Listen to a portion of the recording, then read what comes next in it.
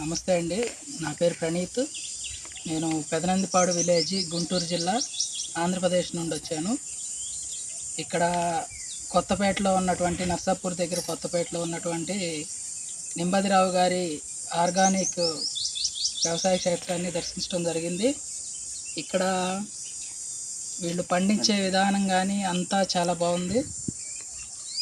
పాలేకర్ గారి విధానాలు బాగా అనుసరించి ఎటువంటి కెమికల్స్ లేని పంటను పండిస్తున్నారు. గో ఆధారిత పంటను పండిస్తున్నారు.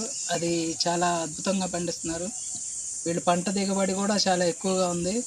ముఖ్యంగా మామిడి తోట చాలా ఏపుగా పెరిగింది. మంచి దిగుబడి వస్తుంది. ఈ ఫీల్డ్ని పరిశీలించి ఈ ఫీల్డ్ ద్వారా మేము కూడా మా ఊర్లో చేయాలన్న ఆలోచనతో ఇక్కడ దాకా వచ్చాము.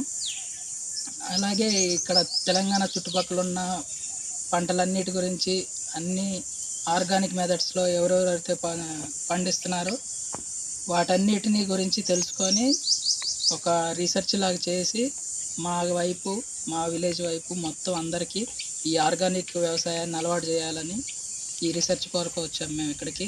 కానీ ఈ తోట చూసినందుకు, ఈ తోట ఇంత బాగా పండినందుకు చాలా ఆనందంగా ఉంది. మాతో ఉన్నటువంటి నరసింహరావు గారు తోట అంతా తిప్పి మమ్మల్ని బాగా చూపించారు, చెప్పారు, చాలా ఇన్ఫర్మేషన్ ఇచ్చారు మాకు. వీళ్ళందరికీ ధన్యవాదాలు తెలుపుకుంటూ సెలవు తీసుకున్నాను.